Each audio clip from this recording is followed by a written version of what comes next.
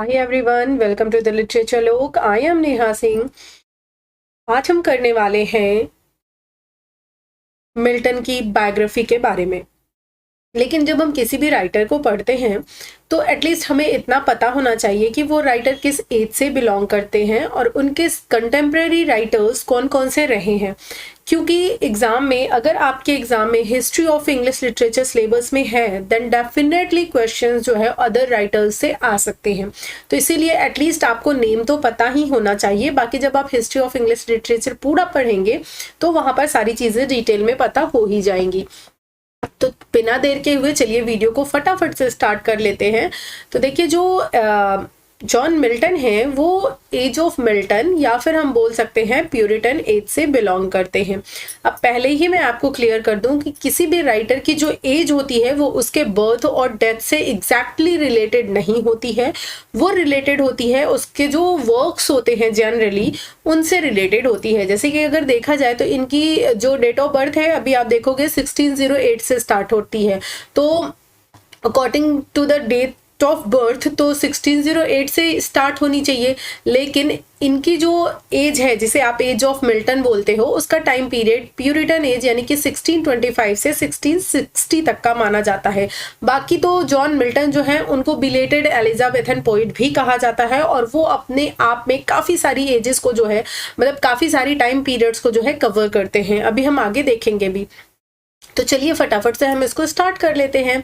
तो हमने देखना क्या है कि ये जो एज है हमारी ना, प्यूरिटन एज, जो कि 1625 से 1660 तक का टाइम पीरियड है। ये टाइम पीरियड इंपॉर्टेंट है, एग्जाम में यहाँ से क्वेश्चन बन सकता है। तो यानी कि ये आपका 1 नंबर है स्कोरिंग, तो इसको आप अच्छे से दिमाग में याद रखेंगे। तो ये प्यूरिटन एज में कौन कौन से राइटर्स आए हैं एटलीस्ट हम उनके नेम देख लेते हैं, ठीक है। बाकी डिटेल में हम हिस्ट्री ऑफ इंग्लिश लिटरेचर में कवर करेंगे। और अगर आपको इसमें इंटरेस्ट नहीं है तो आप वीडियो को थोड़ा सा आगे बढ़ा करके आप डायरेक्टली बायोग्राफी से देख सकते हैं। तो देखिए, अगर हम बात करें मेटाफिजिकल पोइट्स की तो ये बहुत ज़्यादा इंपॉर्टेंट टर्म है एक्चुअली, और यहाँ के जो राइटर्स हैं उनसे रिलेटेड क्वेश्चंस भी एग्जाम में काफ़ी बार आते हैं। काफ़ी बार आपसे तो डायरेक्टली पूछ लेगा मेटाफिजिकल पोइट्स कौन कौन से हैं, ऑप्शन में नाम दे देगा, डिफरेंट नेम, आपको उनमें से चूज करना होता है। तो इसलिए आपको ये पता होना चाहिए। तो देखिए इसमें कौन कौन है, जॉन डन है, जॉर्ज हर्बर्ट है, ये यहाँ पर लग गया है, ठीक है, थॉमस कैरियो है, रिचर्ड क्रैश्यू है, हेनरी वैगहम है, एंड्रयू मार्वेल है, अब्राहम काउले हैं और ऑब्वियसली मिल्टन तो है ही। तो ये जो है इनको हम बोलते हैं मेटाफिजिकल पोएट्स। और मेटाफिजिकल पोएट्री, मेटाफिजिकल पोएट्स पूरा डिटेल में हम लिटरेरी टर्म्स में कवर करने वाले हैं। तो ये नेम जो है बिल्कुल एज इट इज यानी डिटो, इसमें से आप एक भी नेम स्किप नहीं करेंगे, सारे नेम्स को बिल्कुल याद कर लेंगे। ये बहुत ही ज्यादा इंपॉर्टेंट है आपके एग्जाम के लिए। आगे बढ़ते हैं, कैवलियर पोएट्स या कैरोलिन लिरिसिस्ट के अंतर्गत कौन कौन आता है, यानी किनके किनके नेम है वो हम देख लेते हैं। रॉबर्ट हैरिक, रिचर्ड लवलॉक, इनका नाम काफी ज्यादा पूछा जाता है, इनसे रिलेटेड चीजें। जॉन शकलिंग, ये भी इंपॉर्टेंट है। Thomas Carew, Edmund Waller, John Denham and sir William Davenant, ठीक, इनके नेम आपको ध्यान रखना है। तो कैवलियर पोएट्स भी आपसे पूछे जा सकते हैं। तो ये चीजें इंपॉर्टेंट हैं, इनको आप जो है वो करेंगे। आगे बढ़ते हैं हम, और देखिए अब हमें देखना है कि इस टाइम पीरियड में प्रोज राइटर कौन कौन से रहे हैं, ठीक है। तो और इनके कुछ इंपॉर्टेंट वर्क्स भी मैंने लिख रखे हैं जिनके इंपॉर्टेंट हैं, ठीक। तो देख लीजिए, जैसे जॉन अर्लीस का माइक्रो कॉस्मोग्राफी, ठीक, माइक्रो कॉस्मोग्राफी काफी इंपॉर्टेंट वर्क है एक्चुअली। इन वर्क, ये सारे वर्क्स जो है आपके नेट के लिए बहुत इंपॉर्टेंट हो जाते हैं, लेकिन एटलीस्ट आपको नेम तो पता ही होना चाहिए, क्योंकि कई बार क्या है आपके भी एग्जाम में यानी टीजीटी पीजीटी में भी नेम और उनके वर्क्स पूछ लेता है, जो कि बहुत ज्यादा इंपॉर्टेंट और हाईलाइटेड होते हैं। क्यों? क्योंकि हम क्या करते हैं, जो 4 राइटर्स हैं जनरली वो ही पढ़कर चले जाते हैं, हमें लगता है हमारी तैयारी पूरी है, बट नहीं माय डियर, आपको जो है साथ ही साथ कंटेम्प्रेरी राइटर्स का एटलीस्ट नेम और उनका जो बहुत इंपॉर्टेंट वर्क है वो तो पता होना ही चाहिए, क्योंकि वहां से भी कई बार एग्जाम में क्वेश्चंस आ सकते हैं और आते ही हैं। आप एनालिसिस उठाकर प्रीवियस ईयर क्वेश्चंस के डेफिनेटली देख सकते हैं। तो ये फर्स्ट थे। सेकंड देखिए, सर थॉमस ऑरबरी नेक्स्ट है George Herbert, Thomas Fuller and उसके बाद हैं जोसेफ हॉल्स। इनका वर्क देखिए, characters of virtue and vices. ठीक, ये भी आपसे पूछा जा सकता है। आपको ये जो इनका वर्क है, ये इनका जो प्रोज वर्क है, ये दे करके नाम पूछ लेगा कि ये किसके द्वारा रिटन है, या फिर आपको इनका नाम दे करके इनका वर्क पूछ लेगा। ऐसे क्वेश्चंस आते हैं, ठीक है, तो इनको बिल्कुल याद कर लीजिएगा। ये बहुत ही इंपॉर्टेंट लिस्ट मैंने आपको दी है। रॉबर्ट बर्न्स का anatomy of melancholy. Robert Burns का क्या है? An anatomy of melancholy, right. उसके बाद देखिए सर थॉमस ब्राउनीज का ब्यूरियल, ठीक। उसके बाद जेरेमी टेलर नेक्स्ट है, और मिल्टन्स का एरियोपैगेटिका। ये तो बहुत इंपॉर्टेंट है, ये तो एटलीस्ट आपके सिलेबस में भी है, आपको पढ़ना है, अच्छे से डिटेल में पढ़ना है। तो यहाँ से एक चीज तो क्लियर हो गई कि ये जो मिल्टन का एरियोपैगेटिका है, ये क्या है? एक्चुअली ये प्रोज ट्रैक्ट है, यानी कि प्रोज वर्क है, राइट। उसके बाद है इज़ाक वॉल्टन का द कंप्लीट एंगलर। क्या है? The complete angler. ये सब कौन है? आपको मैंने यहाँ पर जो लिखा है ना जॉनरा, यानी कि ये प्रोज से रिलेटेड है, तो ये चीज जरूर याद रखिएगा। मतलब सिर्फ नेम और वर्क मत याद रखिएगा, ये भी याद करिएगा कि ये कौन है। ये प्रोज राइटर्स हैं और इनके ये जो वर्क है वो कैसे हैं? वो प्रोज में है। ये चीज जरूर ध्यान रखिएगा। ऐसा ना हो कि इनको आप पोएट्री बना दें या कुछ और बना दें, ड्रामा बना दें, जबकि इन्होंने वैसी चीज़ें लिखी ही ना हो। तो इसीलिए ये चीज़ें बहुत क्लियर होनी ज़रूरी हैं। अब इस टाइम पीरियड के ड्रामा कौन कौन लिखा है, कौन कौन ड्रामेटिस्ट हैं, उनके नेम देख लेते हैं। फिलिप मैसेंजर, जॉन फॉर्ड और जेम्स सिरले, ठीक है। उसके बाद diary and memoir writers. Diary क्या है, ड्रामा क्या है, मेमोर क्या है, प्रोज क्या है, ये सारी चीज़ें हम लिटरेरी टर्म्स में बहुत ही डिटेल से पढ़ेंगे। एंड मैं आपको पूरा A to Z literary terms cover करवाने वाली हूँ विद आपकी वो जो लिटरेरी टर्म्स की ऑथेंटिक बुक है, बिल्कुल उससे करवाऊंगी। इसके लिए ज़रूरी है कि आप मेरे चैनल को सब्सक्राइब करके इस ब्यूटीफुल सी फैमिली का पार्ट बन जाएं और बेल आइकन को हिट कर लें, ताकि आपको कोई भी नोटिफिकेशन अपडेट जो है वो आपसे मिस ना हो, राइट। उसके बाद देखिए John abelian, Samuel पेपेज, Richard Baxter, ठीक, ये है आपके। उसके बाद आगे बढ़ते हैं। अब यहाँ से हमारा स्टार्ट हो जाता है क्या, जो हमारे राइटर हैं जॉन मिल्टन, उनकी बायोग्राफी स्टार्ट हो जाती है। क्या स्टार्ट हो जाती है? जॉन मिल्टन की बायोग्राफी स्टार्ट हो जाती है,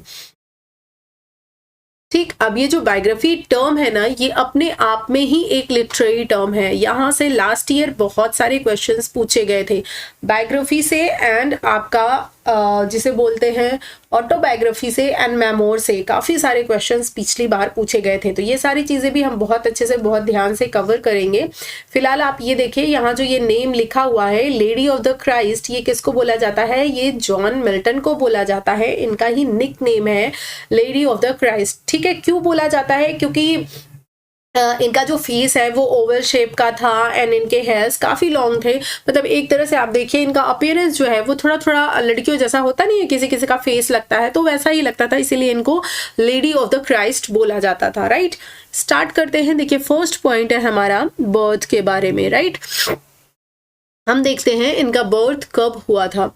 तो इनका जो बर्थ है वो हुआ था 9 दिसंबर 1608 को, bread street, cheap side, London, England में। अब कभी कभी आपसे एग्जाम में सिर्फ लंदन ऑप्शन में दे सकता है, कभी इंग्लैंड दे सकता है, या फिर कभी आपको जो है बहुत डीप में पूछना है तो वो ब्रेड स्ट्रीट, चीप साइड दे सकता है। तो इसीलिए आप फुल याद करेंगे, यानी कि बर्थ प्लेस आपका फुल याद होना चाहिए किसी भी राइटर का जो आपके एग्जाम में प्रेस्क्राइब्ड है। साथ ही साथ डेट तो याद होनी चाहिए, और डेट जो है स्पेशली अगर राइटर आपके इंपॉर्टेंट बनते हैं तो आपको ईयर याद करने के साथ साथ डेट्स भी याद करनी है, क्योंकि इस तरह के फैक्ट वाले क्वेश्चन जनरली टीजीटी पीजीटी में पूछे जाते हैं। तो आगे बढ़ते हैं और देखते हैं अपना अगला पॉइंट। अगला पॉइंट है डेथ। तो डेथ के बारे में देख लेते हैं। इनकी डेथ जो है वो 8 नवंबर 1674 को हुई थी, यानी कि अगर हम देखें मंथ और डेट में -1 कर दें तो हमें इनका जो मंथ और डेट है ये मिल जाएगा, ठीक। तो ये तो आप ट्रिक लगा सकते हो और अच्छे से याद कर सकते हो। उसके बाद है 8 नवंबर 1674 को इनकी डेथ हुई थी। उस समय इनकी एज 65 थी और किस जगह पर हुई थी, तो बन हिल लंदन इंग्लैंड में इनकी जो है डेथ हुई थी। यानी इनका जो डेथ प्लेस है वो क्या है, वो है बन हिल लंदन इंग्लैंड, राइट। अगर बात किया जाए इनको बरीड कहाँ किया गया था, तो ये भी बहुत इंपॉर्टेंट क्वेश्चन है। यहाँ से भी एग्जाम में क्वेश्चन आता है, किसी भी राइटर, चाहे आप स्पेशली विलियम शेक्सपियर का भी पूछा जाता है, तो इनको कहाँ बरीड किया गया था, ये सेंट गाइल्स चर्च में बरीड किया गया था इनको, जो कि था इन क्रिपलगेट। कहाँ पर, इन क्रिपलगेट के सेंट गाइल्स चर्च में इनको बरीड किया गया था। और अगर बात किया जाए इनके मेमोरियल प्लेस की, कि इनका मेमोरियल प्लेस कहाँ पर है, तो पोएट्स कॉर्नर, ये कॉमर नहीं है, कॉर्नर है, ठीक, RNER, right, CORNER, poets corner of Westminster एबे, ये आप याद रखोगे। और उसके बाद इनकी डेथ किसकी वजह से हुई थी, तो इनकी डेथ जो है वो गाउट की वजह से हुई थी। गाउट मीन्स गठिया, राइट। तो ऐसा माना जाता है, ऐसे सोर्सेज में ऐसा मिलता है कि इनकी जो डेथ है वो गठिया की वजह से हुई थी। आगे बढ़ते हैं, आई होप चीजें आपको क्लियर हो रही होंगी। बात करते हैं इनके फादर की, तो इनके फादर का नाम क्या है, जॉन मिल्टन है। एक चीज आप नोटिस करिएगा, स्पेशली TGT में जो राइटर्स हैं उनके फादर का नेम भी जॉन है, सभी। John Galsworthy, John Milton, William Shakespeare के फादर का नाम जॉन शेक्सपियर, ठीक है। तो इस तरह से आपको ध्यान रखना है, ये एक ट्रिक है जिसे आप याद रख सकते हो। तो इनके फादर का नाम क्या है, जॉन मिल्टन है। और ये जिसे बोलते हैं कि इनका काम क्या था, या आप कह लीजिए इनका ऑक्यूपेशन क्या था, तो ये स्क्रिवनर थे बाय ट्रेड, यानी कि ये व्यापार से सूदखोर थे, राइट। सूदखोर तो आप समझ ही रहे होंगे, बहुत ही जिसे बोलते हैं इजी टर्म है।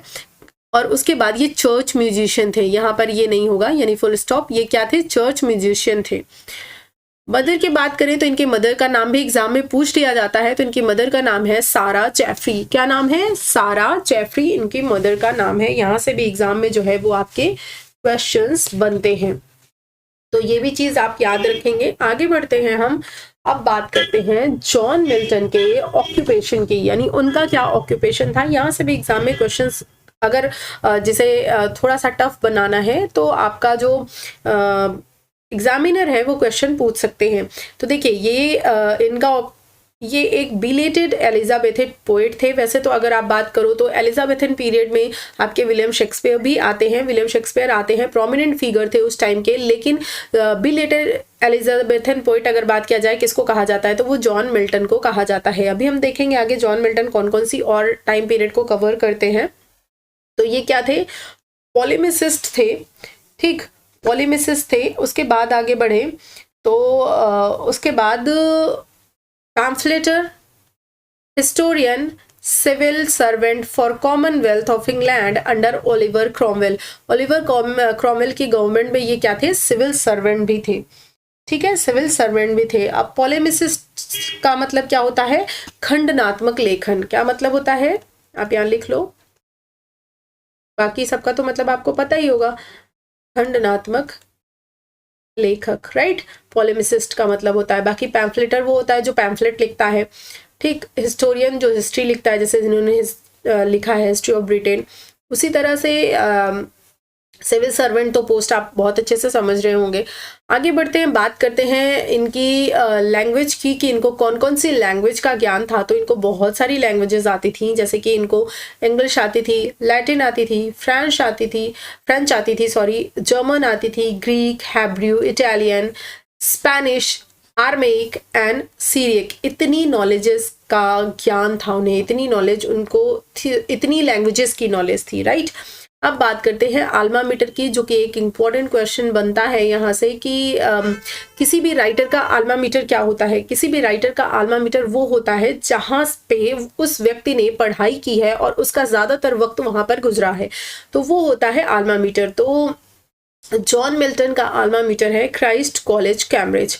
कहाँ पर है, क्राइस्ट कॉलेज कैम्ब्रिज, ये इनका आल्मा मीटर है। आई होप आपको आल्मा मीटर का मतलब समझ में आ गया होगा। अगर कोई डाउट है अभी भी स्टिल, तो डेफिनेटली आप मुझे कमेंट बॉक्स में अपना कोई भी डाउट जो है वो छोड़ सकते हैं, मैं उसको रिप्लाई करने की कोशिश करूंगी।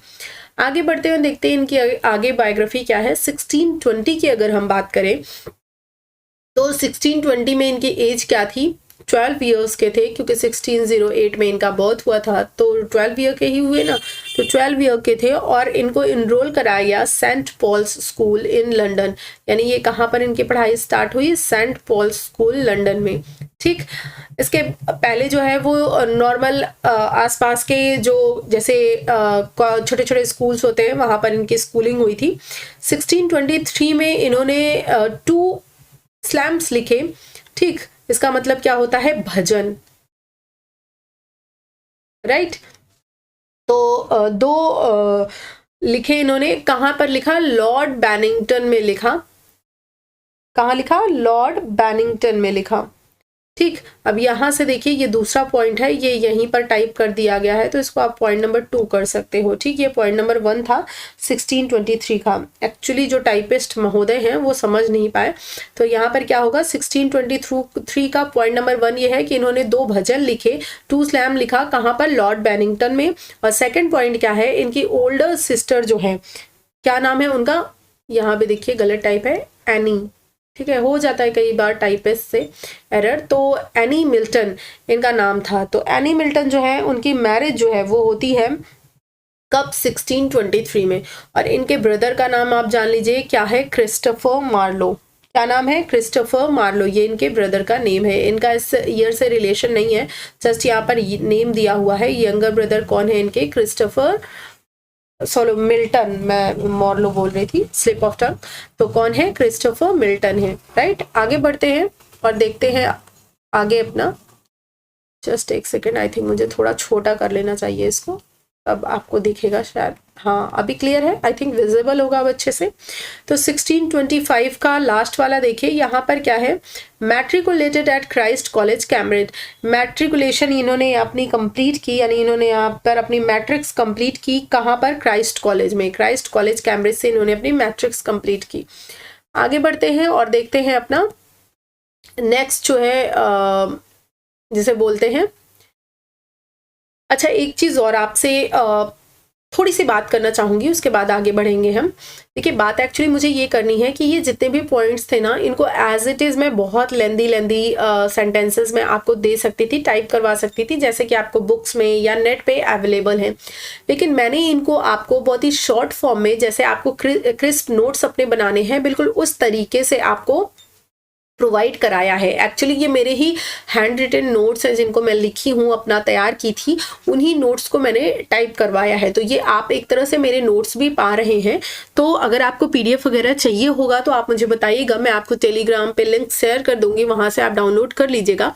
लेकिन मैं आपको अभी ये बता रही हूँ कि ये ही सबसे बेस्ट मेथड होता है आपके नोट्स बनाने का। कुछ बच्चों को तो पता होता है, वो एकदम क्रिस्प नोट्स बना लेते हैं, लेकिन कुछ बच्चे क्या होता है, जैसे लगता है पूरी बुक ही बनाने बैठ गए हैं, बहुत ही लेंदी नोट्स बनाते हैं, जो कि आपके एग्जाम के लिए यूजफुल नहीं होती है।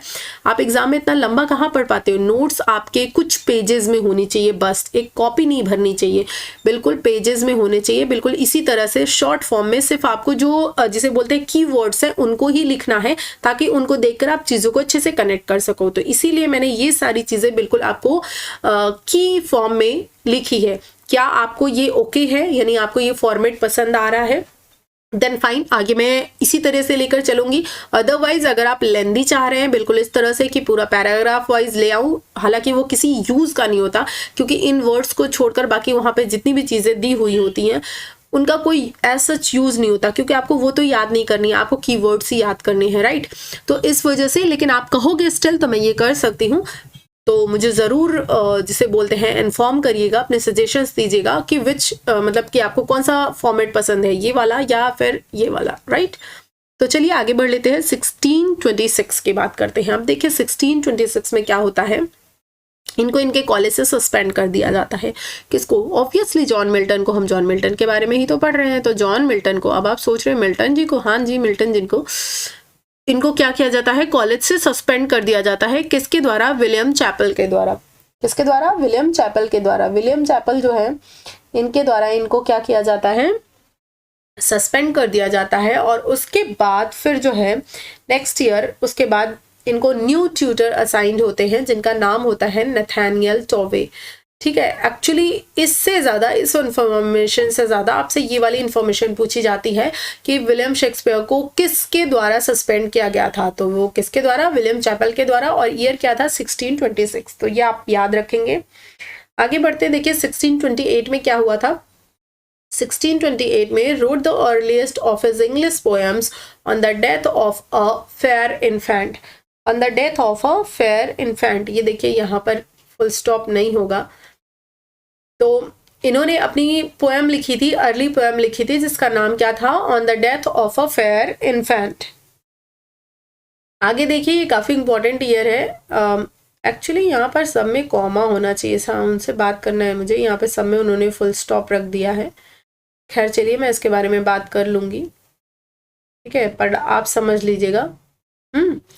तो 25 दिसंबर 1629 को क्या हुआ था? बहुत ही इंपॉर्टेंट चीज है, हाँ, ये आपको याद रखना है। तो ये क्या है? ये देखिए यहाँ भी इन्होंने गलत टाइप किया है, कंपोज्ड ओड हो जाएगा, राइट? ODE, ओड, यानी इन्होंने एक ओड कंपोज किया है जिसका नाम क्या है?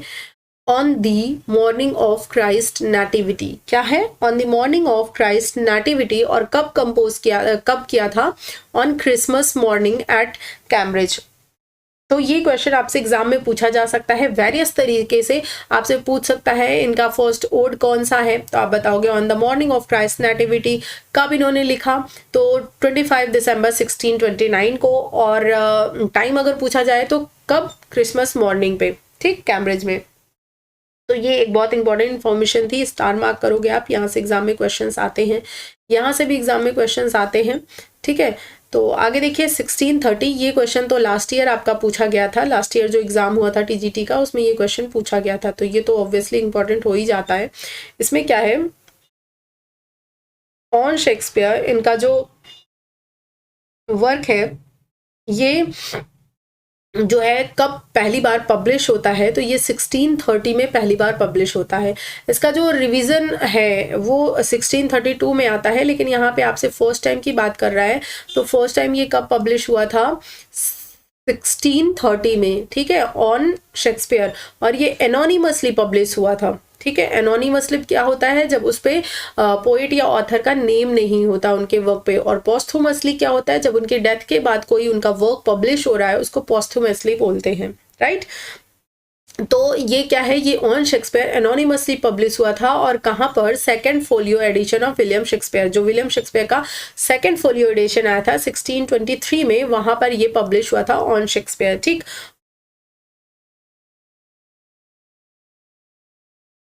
जस्ट अ सेकेंड, इसको थोड़ा सा छोटा, ठीक है, अब दिख रहा होगा। तो देखिए 26 मार्च 1629 को क्या हुआ था? इन्होंने अपना BA डिग्री कंप्लीट किया था, ठीक है। यानी 1629 में इनका जो है ग्रेजुएशन कंप्लीट हुआ था, ये आप ध्यान रखोगे। नेक्स्ट हम आगे बढ़ते हैं और देखिए आगे हमारा जो, ओहो ये हट सकता है, गुड अभी ठीक है, अब आपको आराम से दिख जाएगा ना, मुझे छोटा बड़ा नहीं करना पड़ेगा। चलिए आगे बढ़ते हैं। आगे देखिए क्या है, 3 जुलाई 1632 को क्या हुआ था? ये इन्होंने अपना MA डिग्री कंप्लीट किया था, यानी कि MA कंप्लीट किया था। उसके बाद ये कहाँ चले गए थे? हॉटन चले गए थे। और हॉटन पीरियड जो है इनका, मैं ये भी आपको पढ़ाऊंगी। जो हॉटन पीरियड है वहां से भी एग्जाम में इनके क्वेश्चंस आते हैं। पूछा जाता है कि हॉटन पीरियड में इन्होंने कौन कौन सा अपना वर्क लिखा है, ये क्वेश्चन एग्जाम में पूछा जाता है, ठीक है। तो ये भी मैं आपको पढ़ाऊंगी। आगे बात करते हैं इनके मास्क की। तो इन्होंने कितने मास्क लिखे? इन्होंने 2 मास्क लिखे। फर्स्ट है आर्केड्स, दूसरा है कॉमर्स। जो आर्केड्स है वो 4 मई 1634 को, एंड जो कॉमर्स है वो है 29 सितंबर 1634 को। यहाँ से काफ़ी सारे एग्जाम में क्वेश्चंस आते हैं, तो स्टार मार्क करके इसकी डेट भी याद कर लेनी है, क्योंकि इसकी डेट भी पूछती है। और इसके बारे में इसका जॉनरा भी पूछता है, आपसे पूछ देगा कि ये जो कॉमर्स है ये क्या है, एलिजी है, एपिक है, मास्क है, सोनेट है, क्या है? तो आपको बताना है मास्क है। तो ये चीज़ आप याद रखोगे, ठीक। और यहाँ पर देखिए जो कॉमर्स है वो argues for the virtuousness and temperance and chastity, ठीक। ये इसकी आप एक तरह से कह लीजिए थीम दी हुई है, ठीक है, कॉमर्स की। आगे इंपॉर्टेंट ईयर, इससे भी क्वेश्चन पूछा जाता है, ये दोनों ही बहुत इंपॉर्टेंट है, तो डबल स्टार मार्क। क्या है? 1637 में सारा जेफरी की डेथ हुई थी। और जो है इनको कहाँ पर buried in the town of Horton, Horton में इनको क्या किया गया था, बरीड किया गया था। और 1637 में ही एक और घटना होती है, यहाँ पर एच हो जाएगा, ठीक, सारा जेफरी।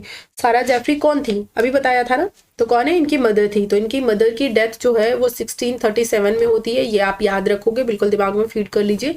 सेकंड 1637 की जो इंपॉर्टेंट घटना है वो क्या है, वो है लिसिडस, ठीक है। लिसिडस लिखा था इन्होंने जो कि क्या है, एक पास्टोरल एलिजी है। किसके लिए लिखा था, अपने फ्रेंड एडवर्ड किंग के लिए लिखा था, ठीक। और इनकी डेथ हो गई थी एडवर्ड किंग की, आयरिश सी में डूब करके इनकी डेथ हो गई थी। तो इन्होंने जो लिसिडस है उसको डेडिकेट किया है, लिखा है किसके लिए, एडवर्ड किंग के लिए। और ये किस तरह का वर्क है, तो ये एक पास्टोरल एलिजी है। एलिजी क्या है, एक सॉन्ग ऑफ मॉर्निंग है, यानी यहाँ पर शोक या दुख प्रकट किया जाता है अपने नियरर या डियरर की डेथ हो जाने पर या दूर चले जाने पर, राइट। तो ये सारी चीज़ें मैं आपको बहुत डिटेल में पढ़ाऊंगी, ये फॉर्म्स ऑफ लिटरेचर के अंतर्गत आता है। जब मैं आपको फॉर्म्स ऑफ लिटरेचर कवर कराऊंगी तो पास्टोरल एलिजी क्या है, एपिक क्या है, सोनेट क्या है, ओड क्या है, सारी चीज़ें कवर कराऊंगी, ठीक है। तो ये दो चीज़ें याद रखिए। एग्जाम में क्वेश्चंस कैसे बनता है ये भी आपको यहाँ पे थोड़ा मैं बता देती हूँ। जैसे आपको दे देगा 1637 की एक घटना दे देगी, जैसे दे दिया कि 1637 में इनके मदर की जो है डेथ हुई थी, सारा जेफरी की। तो एक और घटना उस ईयर से एसोसिएटेड कौन सी है, ऑप्शंस में दे देगा। तो आप क्या करोगे, दूसरी घटना कौन सी है, लिसिडस है, ठीक है। तो ये आप याद रखोगे, इस तरह से क्वेश्चन पूछा जाता है एग्जाम में कनेक्ट करके। 1638 में ये टूर पे जाते हैं, कहाँ के, फ्रांस, स्विट्जरलैंड एंड इटली के, ठीक। नेक्स्ट देखिए, नेक्स्ट है, ये भी बहुत इंपॉर्टेंट है, यहां से भी एग्जाम में क्वेश्चन आता है कि 1639 में इन्होंने एक पोएम लिखी जिसका नाम है एपिटैफियम डेमोनिस। क्या नाम है, एपिटैफियम डेमोनिस। और अगर इस पोएम की जॉनरा की बात करें तो वो क्या है, एलिजी है। अब आप सोचोगे पोएम एलिजी, जी हाँ, पोएम के अंतर्गत एलिजी आती है। तो ये क्या है, ये एक एलिजी है, इसका जॉनरा एलिजी है। और इन्होंने किसके लिए लिखा है, किसको डेडिकेट किया है, तो ये इनके फ्रेंड थे चार्ल्स थियोदाती। यानी इनके आपके दो फ्रेंड देखने के लिए मिलते हैं, एक तो एडवर्ड किंग मिलते हैं जिसके लिए इन्होंने लिसिडस लिखा था, और दूसरा जो है वो चार्ल्स दियोदाती हैं जिनके लिए इन्होंने एपिटैफियम डेमोनिस लिखा है, राइट। तो ये दो चीजें आप याद रखोगे, एग्जाम में इंपॉर्टेंट है, क्वेश्चन आ सकते हैं 1639 में। 1641 की अगर बात करें तो 1641 में इनका जो वर्क आता है ऑफ रेफॉर्मेशन, बहुत इंपॉर्टेंट वर्क है, यहाँ से भी एग्जाम में क्वेश्चंस आते हैं, इसको हम डिटेल से पढ़ेंगे तो बहुत सारी चीजें डील करेंगे। लेकिन अभी ये देखिए कि ऑफ रेफॉर्मेशन किस टाइम में आया है, ये क्वेश्चन आ सकता है, तो आप बताओगे 1641 में। और ये कैसा वर्क है, तो ये एक प्रोज वर्क है, यानी इसका जॉनरा क्या है, तो इसका जॉनरा है प्रोज, ठीक है, ये प्रोज वर्क है। अब देखिए ये जो चार्ट आपके सामने बना हुआ है ना, ये बहुत ही इंपॉर्टेंट चार्ट है, क्योंकि जनरली लोग एक शादी करते हैं, दो शादी करते हैं, लेकिन हमारे ये जो मिल्टन साहब है इन्होंने 3 शादियां की हैं। पहली वाइफ से इनकी पटी नहीं, इन्होंने डाइवोर्स लेने के लिए डाइवोर्स ट्रैक्ट तक लिखा है, 4 डाइवोर्स ट्रैक्ट के अंदर 4 डाइवोर्स ट्रैक्ट है, वो इन्होंने लिखा है। उसके बाद सेकंड वाइफ से इनकी बनती है तो उसकी डेथ ही बहुत जल्दी हो जाती है, ठीक। तो ये यहाँ पर क्या है, इनकी तीनों वाइफ से जो चिल्ड्रन होते हैं, जो बच्चे होते हैं, तो यहाँ पर उसकी मैंने लिस्ट दे रखी है, ठीक। ये बच्चों के लिस्ट है, ये आपको दिख रहा होगा। तो हम जैसे जैसे इनकी मतलब जब जिस टाइम पीरियड पर मैरिज होती जाती है वो हम आगे आपको सीक्वेंस में दिखाते जाएंगे। तो देखिए 1643, अब देखिए यहाँ पर मैंने 1642-43 क्यों लिखा है, क्योंकि देखिए कई बार आपको एग्जाम में मोस्टली जो है 43 ही देखने के लिए मिलता है, 42 भी कहीं कहीं मिल जाता है, तो इसीलिए मैंने दोनों लिख दिया है। तो अकॉर्डिंग टू ऑप्शन, अब आपके एग्जाम में दोनों तो ऑप्शन दे नहीं देगा, 42-43 दोनों तो देगा नहीं, दोनों में से कोई एक देगा। तो आप ध्यान रखो, इसमें से जो भी होगा ये आप याद रखोगे। 42-43 में जो है इनकी क्या होती है, शादी होती है, इनके मैरिज होती है, क्योंकि कहीं कहीं किसी किसी बुक में 42 मिलता है, किसी में 43 मिलता है, राइट। तो अगर बात करें उस समय मिल्टन की जो एज है वो 34 थी, और इनके जो फर्स्ट वाइफ है उनका नाम था मैरी पॉवेल, और इनकी एज थी 17 ईयर्स, ठीक है। इन दोनों की आपस में बनती नहीं है, ठीक। फिलहाल यहाँ से आप ये ईयर याद रखोगे, ठीक, ये ईयर एग्जाम में पूछा जाता है। ये एज तो नहीं पूछा जाता, एक आधा बार मुझे लगता है ये एज पूछा गया है, एज गैप कितना था क्या था। बाकी तो जनरली इनका ये जो ईयर है यही पूछा जाता है, और इनकी फर्स्ट वाइफ का नेम पूछा जाता है, तो मैरी पॉवेल है। अब देखिए इनके जो बच्चे हैं वो देख लीजिए। इनका जो फर्स्ट बेबी है एनी, एमी नहीं भैया, एनी, ठीक है, ANNE। तो जो एनी है उसका जन्म कब होता है, 7, यहाँ पर 7 है, ठीक है, 7 जुलाई को होता है, 7 जुलाई 1643 को, राइट। कब होता है, 7 जुलाई 1643 को एनी का जन्म होता है। उसके बाद मैरी जो है, मैरी का जन्म कब होता है, 25 अक्टूबर 1648 को। कब होता है, 25 अक्टूबर 1648 को। जॉन होता है, जॉन का जो टाइम पीरियड है वो 1651 टू 52 है। एक्चुअली बहुत ही जिसे बोलते हैं कि अलग अलग जगह अलग मिलता है, लेकिन आपको ये इतना डिटेल पूछने नहीं जा रहा, जस्ट फॉर इन्फॉर्मेशन मैं आपको ये सारी चीज़ें बता दे रही हूँ, ठीक है। तो ये चीज़ें जो है आपसे एग्जाम में ईयर तो नहीं पूछने वाला है। उसके बाद इनका जो फोर्थ बेबी है उसका नाम है डेबोरा। ये कई बार पूछा जा सकता है, जॉन भी पूछा जाता है, लेकिन ईयर नहीं पूछा जाएगा, नेम पूछा जाएगा। तो डेबोरा जो है उसका जो जन्म होता है वो कब होता है, 2 मई 1652 को। अगर इसको लेकर चले कि अगर ये सही है 1652, तो फिर तो जॉन का जन्म 1651 में ही होना चाहिए, क्योंकि 1651 में होगा, एटलीस्ट 1 ईयर तो लगेगा ही ना। और फिर अगर बात करें कि ट्विंस की, तो ट्विंस तो थे नहीं ये, तो इस वजह से ये ईयर हम कंसीडर कर सकते हैं। चीज़ें आपको समझ में आ रही है या नहीं समझ में आ रही है, प्लीज़ मुझे ज़रूर आप इन्फॉर्म करिएगा, क्योंकि वो मुझे एक तरह से जिसे बोलते हैं कि इंडिकेशन देगा कि मैं सही ट्रैक पे हूँ या फिर मुझे कुछ जिसे बोलते हैं सुधार की ज़रूरत है। तो मेरा वे ऑफ टीचिंग कैसा है प्लीज़ ज़रूर इन्फॉर्म कीजिएगा। आगे बढ़ते हैं 1643 से 1645। ये जो टाइम पीरियड है ये काफ़ी इंपॉर्टेंट टाइम पीरियड है।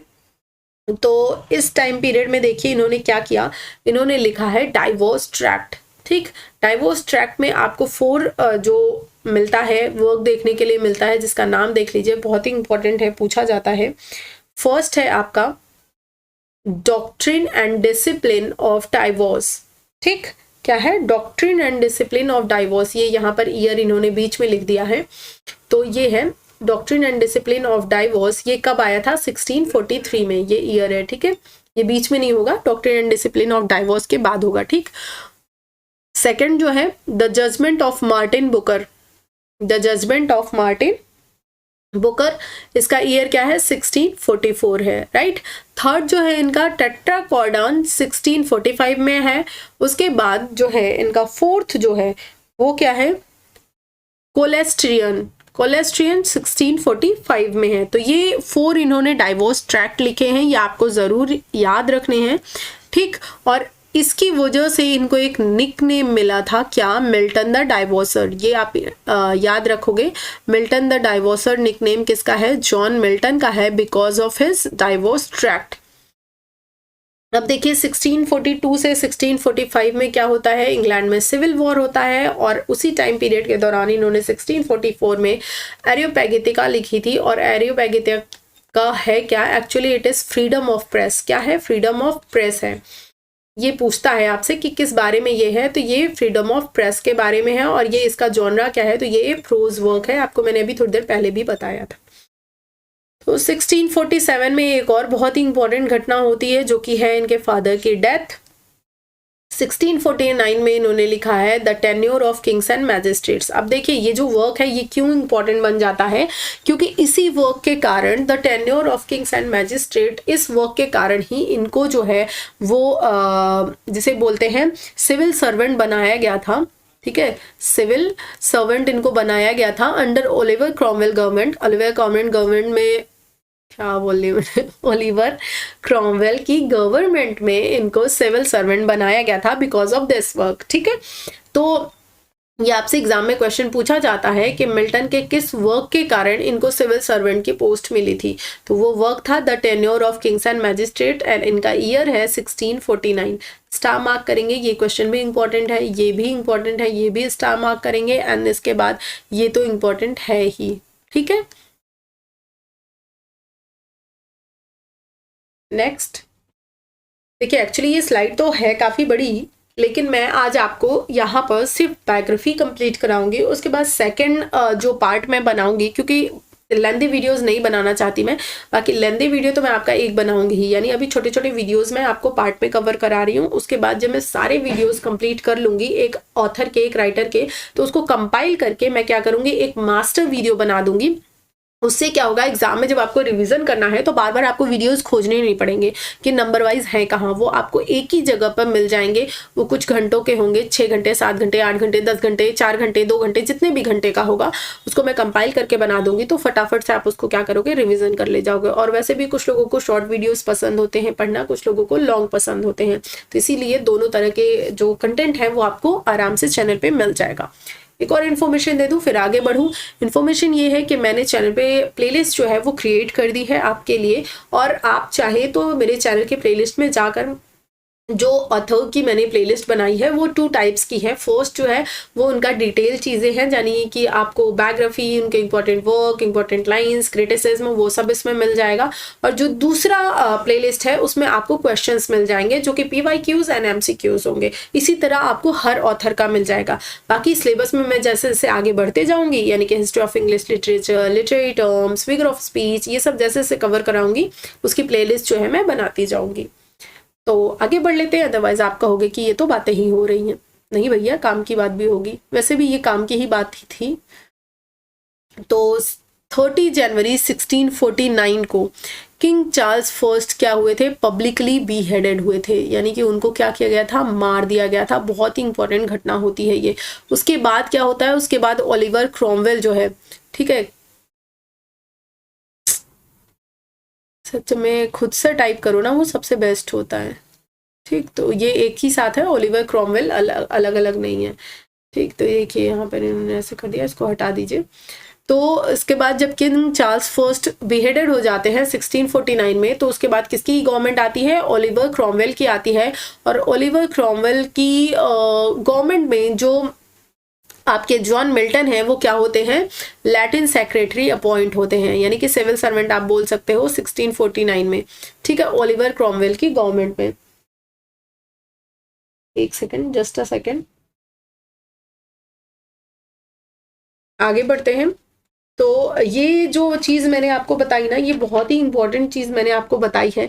ये आपसे एग्जाम में पूछा जाता है कि चार्ल्स फर्स्ट जो है उनका टाइम पीरियड क्या है जब वो बीहेडेड हुए थे, तो ये आप याद रखोगे। उसके बाद जो है ये वाला पॉइंट भी आपको याद रखना है, ठीक है। स्टार मार्क, स्टार मार्क, आगे बढ़िए। अक्टूबर 1649 की क्या घटना है, इंपॉर्टेंट घटना है, देख लेते हैं। लेकिन इससे पहले मैं इस बार को थोड़ा नीचे कर लूं ताकि आपको दिखाई दे। चलिए, इकोनोक्लास्ट, इकोनोक्लास्ट का मीनिंग क्या है, इमेज ब्रेकर। ठीक है, ये लिखा था in response to Eikon Basilike means royal image. ये जो वर्क है इकोनोबैसिलस, इसी के रिस्पॉन्स में, इसी के उत्तर में जॉन मिल्टन ने इकोनोक्लास्ट लिखा था, जिसका मतलब होता है इमेज ब्रेकर। ठीक, बहुत अच्छे से समझा रही हूँ, क्लियर कर रही हूँ, just give me few seconds. A phenomenal bestseller popular attributed to Charles I that portrayed the king as an innocent Christian martyr। अब देखिए ये जो वर्क है इकोनोबैसिलस, ये क्या करता है, ये चार्ल्स फर्स्ट को, जो चार्ल्स फर्स्ट थे, किंग चार्ल्स फर्स्ट, उनको क्या करता है, पोर्ट्रे करता है। इस बुक में बताता है कि वो एक इनोसेंट क्रिश्चियन मार्टियर हैं। ठीक है, उनकी एक मतलब जिसे बोलते हैं बहुत ही अच्छी छवि, रॉयल इमेज जो है वो प्रस्तुत करता है इस बुक में। तो इसी बुक का खंडन करते हुए, इसी बुक के रिस्पॉन्स में जॉन मिल्टन लिखते हैं इकोनोक्लास्ट, जिसमें वो उनकी इमेज को क्या करते हैं, ब्रेक करते हैं। तो इसका मीनिंग है इमेज ब्रेकर। ठीक है, आपसे पूछा जा सकता है, अगर एग्जाम में पूछ लिया इकोनोक्लास्ट का मीनिंग क्या है, तो इसका मीनिंग होता है इमेज ब्रेकर। और एग्जाम में इस तरह से भी क्वेश्चंस आते हैं कि ये जो इकोनोक्लास्ट है ये किसके रिस्पॉन्स में लिखा गया है, तो ये इकोनोबैसिलस के रिस्पॉन्स में लिखा गया है। और इकोनोबैसिलस में क्या है, इकोनोबैसिलस में चार्ल्स फर्स्ट को इनोसेंट बताया गया है, इनोसेंट क्रिश्चियन मार्टियर बताया गया है। क्लियर है, कोई भी डाउट, जरा सा भी डाउट बिल्कुल पॉइंट्स जितना भी डाउट है तो डेफिनेटली कमेंट करके पूछिएगा, क्योंकि एक डाउट जो है अगर आप उसको अभी छोड़ देते हैं तो समझ लीजिए आप अपना एक क्वेश्चन छोड़ रहे हैं, क्योंकि नहीं पता आपको कि कहाँ से एग्जाम में क्वेश्चंस बन जाए। इसीलिए चाहे आप खुद सेल्फ स्टडी कर रहे हो या किसी से पढ़ रहे हो, जब तक कोई भी पॉइंट क्लियर ना हो जाए आगे मत बढ़िए, उसको क्लियर करने के बाद ही आगे बढ़िए। अदरवाइज उसको पॉइंट मार्क करके कहीं अलग पेज पे लिख करके उसको बाद में क्लियर करिए, लेकिन उसको क्लियर जरूर करिए। आगे देखिए 1651 की बात करें तो 1651 में डिफेंसियो प्रो पॉपुलो एंग्लिकानो इनका वर्क आता है। कौन सा वर्क आता है? डिफेंसियो प्रो पॉपुलो एंग्लिकानो। इंपॉर्टेंट वर्क है, टाइम पीरियड भी इंपॉर्टेंट है, तो याद कर लीजिएगा।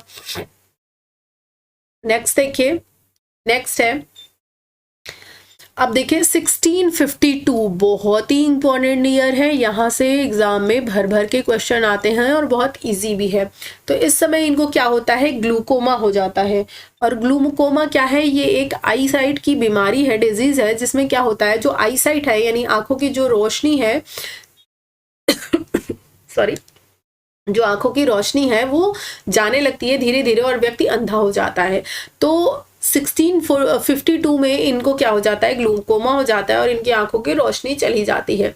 और उस समय इनकी एज क्या थी? 44 थी। तो अब देखिए इस तरह से एग्जाम में क्वेश्चन कैसे आते हैं। क्वेश्चन आपसे एग्जाम में डायरेक्टली पूछ सकता है कि जॉन मिल्टन की जो आई साइट है वो किस ईयर में जो है वो गई थी, तो वो 1652 में गई थी।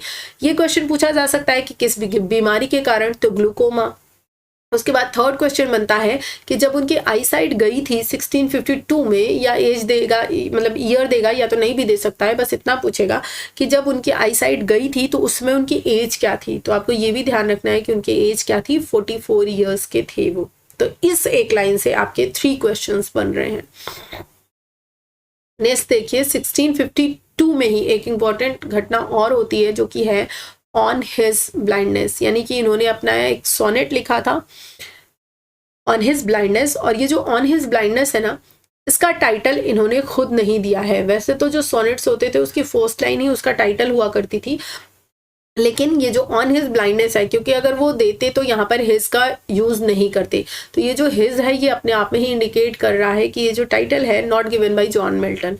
तो ये किसके द्वारा दिया गया है? ये दिया गया है न्यूटन के द्वारा। किसके द्वारा दिया गया है? क्लियर? न्यूटन के द्वारा दिया गया है। 1652 की घटना है, ठीक है। टाइटल न्यूटन के द्वारा दिया गया है, ये आप ध्यान रखेंगे। ये क्वेश्चन आया तो नहीं है, लेकिन याद रख लीजिए, क्या पता एग्जामिनर क्या पूछते। 1652 में ऑन हिज ब्लाइंडनेस आया था, ये तो इंपॉर्टेंट है ही।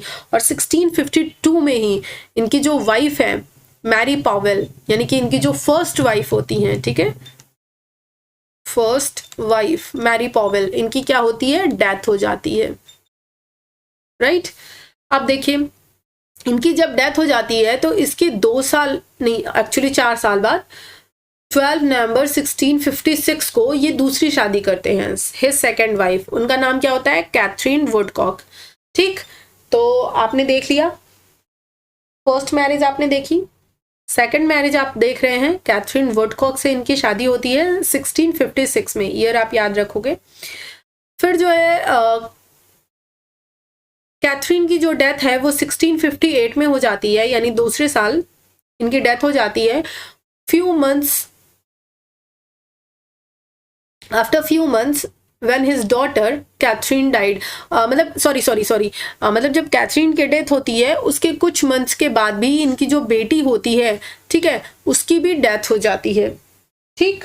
उनकी डॉटर का नेम भी वही रखते हैं वो, तो उसकी भी क्या होती है? डेथ हो जाती है। कैथरीन के डेथ के कुछ समय बाद उनकी बेटी की भी जो है वो डेथ हो जाती है। उसके बाद देखिए 1658 में ओलिवर क्रॉमवेल की भी डेथ होती है, डेथ ऑफ ओलिवर क्रॉमवेल। अब देखिए यहाँ पर आप देखिए, अभी देखिए आप 1637 में देखे थे कि 2 चीजें एक साथ एसोसिएटेड थी। First is Lycidas and second is उनकी मदर सारा जैफरी की डेथ हुई थी। और यहाँ पर सेम ईयर आपका जो बन रहा है एक और 1652 में ही ये इनके आईसाइट भी गई थी ठीक है, अंधे हुए थे यानी, और इसी में इन्होंने ऑन हिज ब्लाइंडनेस भी लिखा था। तो एक ही ईयर में दो इंपॉर्टेंट घटना, यहाँ पर भी एक ही ईयर में दो इंपॉर्टेंट घटना, और अगेन यहाँ पर देखिए 1658 में अगेन दो इंपॉर्टेंट घटना है। पहली तो ये कि इनकी दूसरी वाइफ जो कैथरीन है, कैथरीन वुडकॉक, उनकी डेथ होती है। दूसरी इंपॉर्टेंट घटना ओलिवर क्रॉमवेल की भी क्या होती है, डेथ हो जाती है। ठीक है, अब देखिए ये जो मिल्टन है, ड्राइडन है, मार्वल है, ये तीनों लोग क्या करते हैं, ये तीनों लोग जो हैं जब ओलिवर क्रॉमवेल की डेथ होती है तो इनकी जो डेथ सेरेमनी होती है उसमें ये तीनों लोग पहुंचते हैं, क्योंकि भाई एक ये उस पद पे भी थे तो इनका जाना जरूरी था, तो इस वजह से ये तीनों लोग क्या करते हैं, वहां पर जाते हैं, और जिसकी वजह से इनको बाद में काफी सारी प्रॉब्लम जो है वो झेलनी पड़ जाती हैं। अब देखिए 1659 में क्या होता है, restoration of Charles second. Charles first की तो डेथ हो गई थी, उनको बिहेडेड कर दिया गया था। तो जब ओलिवर क्रॉमवेल की डेथ हो जाती है 1658 में, उसके बाद 1659 में कौन आता है, चार्ल्स सेकंड आते हैं। और जब चार्ल्स सेकंड आते हैं तो उस समय क्या होता है भैया, उस समय यहाँ पर ये टी हटा दीजिए तब आपको समझ में आएगा। इम्प्रिजन होते हैं अबाउट 2 months। कौन भैया, मिल्टन। मिल्टन क्योंकि बहुत खुल करके सपोर्ट कर रहे थे किसका, ओलिवर क्रॉमवेल का, तो इस वजह से जब चार्ल्स सेकंड आते हैं, और इन्होंने चार्ल्स फर्स्ट का बहुत खुल करके विरोध भी किया था, तो इस वजह से जब चार्ल्स सेकंड आते हैं तो इनको क्या किया जाता है, 2 महीने के लिए जेल भेज दिया जाता है, किसको, जॉन मिल्टन जी को। तो रेस्टोरेशन ऑफ चार्ल्स सेकंड कब होता है, 1659 में होता है। याद रखेंगे, इंपॉर्टेंट ईयर है, ये भी इंपॉर्टेंट, यानी इस स्लाइड के जितने भी ईयर्स दिए हुए हैं सब बहुत इंपॉर्टेंट है। अब पहुंचते हैं हम और एक इंपॉर्टेंट ईयर जो कि है 1663। 1663 में फाइनली इनकी तीसरी या लास्ट शादी होती है। ठीक है, तीसरी और लास्ट शादी किसके साथ होती है, एलिजाबेथ म्यूनसिल के साथ। ठीक, एलिजाबेथ म्यूनसिल के साथ इनकी तीसरी और लास्ट शादी होती है, यानी ये इनकी तीसरी वाइफ होती है 1663 में। इंपॉर्टेंट ईयर है, एग्जाम में क्वेश्चन पूछा जाता है कि एलिजाबेथ म्यूनसिल के साथ इनकी शादी कब होती है, तो 1663 में होती है। बहुत ही इंपॉर्टेंट ईयर है, घोल कर पी जाइए इसको बिल्कुल। 1667 को जितने स्टार मार्क लगा दूं उतने कम है। 1667 में क्या होता है, पैराडाइज लॉस्ट आता है, यानी इन्होंने पब्लिकेशन राइट जो है वो सोल्ड कर दिया था। तो पैराडाइज लॉस्ट जो है वो आता है कब, 1667 में।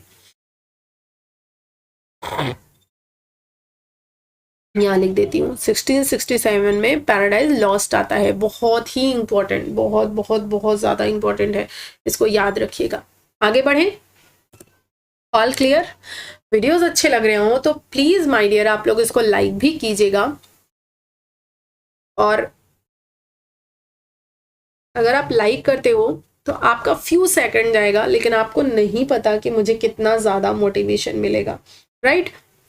तो यहाँ पर आपकी बायोग्राफी खत्म होती है, लेकिन इससे पहले एक और चीज बता देती हूँ जो कि यहाँ पर टाइप नहीं हुई है। एक्चुअली मैं इसको क्लीन कैसे करूँ, ये तो प्रिंट है, सेव। खैर चलिए मैं यहीं पे कहीं जगह निकाल के बता देती हूँ। मुझे बैक जाना पड़ेगा वो लेने के लिए इरेजर, तो मैं बैक नहीं जाने वाली, यहीं पर आपको बता देती हूँ। देखिए 1667 तक की हमने घटना देखी। अब देखिए 1671 में दो चीजें होती हैं। पहला क्या होता है, पैराडाइज रीगेन पब्लिश होता है। क्या होता है, पैराडाइज रीगेन पब्लिश होता है 1671 में। 1667 में पैराडाइज लॉस्ट आता है, और यहाँ पे लॉस्ट की स्पेलिंग गलत है, LOST होगा, राइट। और 1671 में ही जो ट्रेजेडी है सैमसन एगोनिस्ट वो भी आती है। तो ये दो इंपॉर्टेंट चीजें यहाँ पर नहीं थी, इसको भी आप नोट कर लेंगे। और इनकी डेथ तो मैंने बता ही दी है 1674 में। तो यहाँ पर इनकी जो बायोग्राफी है वो कंप्लीट हो जाती है। तो आज हम वीडियो को यहीं पर एंड करेंगे। उसके बाद ये देखिए कुछ इंपॉर्टेंट फैक्ट्स हैं जो कि मैं कल आपके साथ डील करूंगी। कल आपको बहुत अच्छे से ये सारी चीजें समझाऊंगी। इतनी बायोग्राफी जानने के बाद भी इनकी लाइफ से बहुत सारी चीजें बच जाती हैं, जैसे किसी ने इनके बारे में क्या कहा और कौन सी इंपॉर्टेंट घटना हुई, वो सारी चीजें मैंने इंपॉर्टेंट फैक्ट्स में डाल रखी हैं। तो वो मैं आपको वहां से कवर करा दूंगी। मैंने कोशिश की है कि एक एक पॉइंट बहुत ही क्रिस्प तरीके से, बहुत ही टू द पॉइंट, आपका बिना टाइम किल किए हुए चीजें, इंफॉर्मेशन आपको दूं और बहुत ही सटीक तरीके से आपको पढ़ाऊं, बिना कोई बकवास किए हुए, बिना टाइम को किल किए हुए। अगर आपको अच्छा लगा है तो प्लीज़ ज़रूर लाइक कीजिएगा, इससे मुझे पता चलेगा कि मैं राइट ट्रैक पे हूँ या नहीं। और दूसरी चीज़ ये कहूँगी कि चैनल को सब्सक्राइब कर लीजिए अगर आप मेरे साथ आगे बढ़ना चाहते हैं, मेरे साथ इस सफ़र में आगे चलना चाहते हैं और अपनी मंजिल को प्राप्त करना चाहते हैं। तो शेयर भी कर दीजिएगा अपने फ्रेंड्स एंड फैमिली के साथ। हो सकता है किसी को मेरी ज़रूरत हो, मेरी वीडियोस की ज़रूरत हो। तो मिलती हूँ अगले वीडियो में, तब तक के लिए पढ़ाई करते रहिए, खूब मन लगाकर, बिल्कुल ढीले मत पड़िए और अपनी लाइफ में पॉजिटिविटी ऐड करते रहिए। हर दिन कुछ नया करते रहिए, कुछ क्रिएटिव करते रहिए जो आपकी लाइफ में कुछ वैल्यूज़ ऐड करे। Thank you so much. बहुत अच्छा लगता है कि आप लोग मेरे वीडियोज़ को पूरा देखते हैं। Thank you so very much.